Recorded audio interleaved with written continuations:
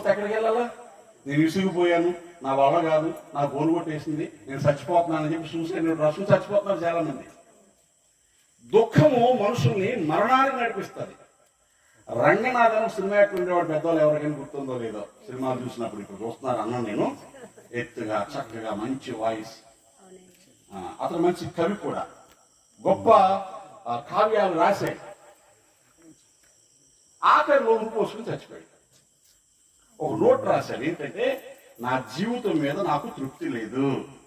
కొడుకులు ఉన్నారు, కూతుళ్ళు ఉన్నారు, కోట్లాది రూపాయల ఆస్తులు ఉన్నాయి, అప్పులు లేవు, భార్య చచ్చిపోయింది, కొంతకాలం ఒంటరిగా ఉన్నాడు. ఆ తర్వాత బ్రతుకులో తృప్తి లేక చచ్చిపోతాను అన్నాడు. తృప్తి లేకపోవడం కూడా మీరు చెప్పండి దుఃఖమే. రోగం దుఃఖం, అప్పుల దుఃఖం, ఒంటరితనం దుఃఖం, తృప్తి లేకపోతే దుఃఖం. దేవుని స్తోత్రం చెప్తారా? ఒక 18 రాముడు గారు చెప్పింది.